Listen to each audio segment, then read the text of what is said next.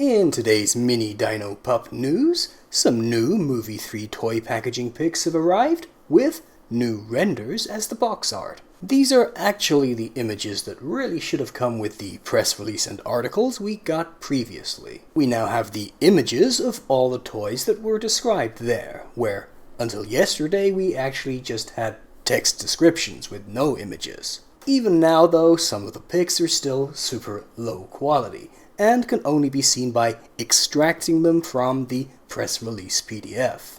The new version of the press release comes from German site Presseportal, and the text is just a direct translation of the press release article we saw before, though I do enjoy the term Welpen und Dinosauriern. So, let's look at the goodies. First, of course, the big old box for the Rocky toy with the awesome, huge, inflatable dinosaur. Still consistently calling it a Megasaurus, making me continue to ponder whether it's separate from the Brachiosauruses we've seen. I hope that the region I get this toy from has this awesome box art. I have to wait to see if it has voice clips, because then I'll need to get the US version.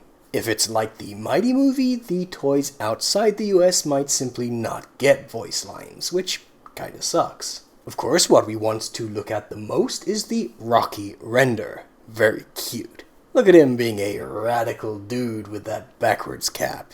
Of course, at this scale, they didn't put on much in the way of the movie render details, so that does give a bit of a strange impression that this is a show rather than a movie toy. But it's definitely cute, and I want it. I'm sure it was made by McCown, so maybe they'll upload it in nice quality at some point soon. Next is the box for the mobile HQ. The impact will likely be higher in stores when this thing looks huge on shelves. Let's remember this is the absolute flagship product and the single most expensive toy in the line.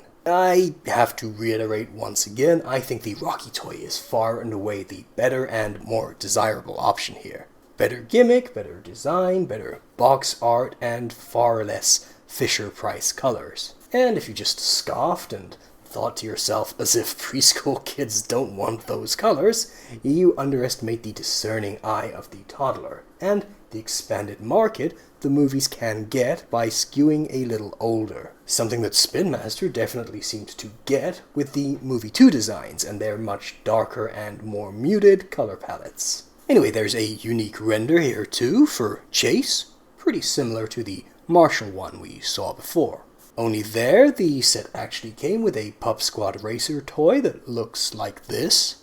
This flagship toy comes with a full-size Chase with his car though, so he maybe looks a bit weirdly big here. The press release also had a little tiny image of Chase's regular vehicle, with a bit more detail and the yellow spikes. He also has a little turquoise dino companion. It's hard to see, but I think it's a Stegosaurus. Next, a small pic of that super lava blast playset we read about but didn't see before. Interestingly, it has a render of Rhubarb in a kind of purple golf cart style vehicle. That seems very specific indeed, so I do suspect it will be a plot element in the movie. The toy itself is pretty flat looking, but we can see some of the other plot elements the press release mentioned. The TNT plunger and the waterfall cave. Kind of interesting that this version has a helmetless Marshall too, which I'm sorry to say makes me want it a whole lot more. Finally, small again, we see Rubble's basic vehicle, which looks less huge and ridiculous than its design. Still very plasticky and simple looking.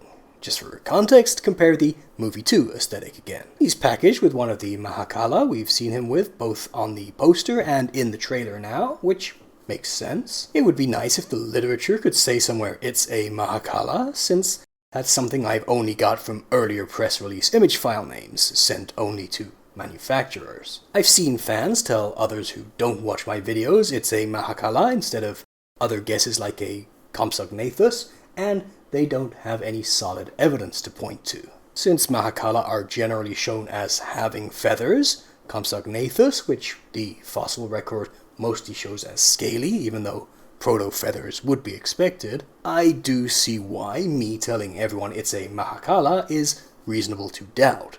So it'd be nice if they could write a description somewhere to prove or disprove it. If you're squinting at the text, by the way, it says Dino Rescue Bulldozer.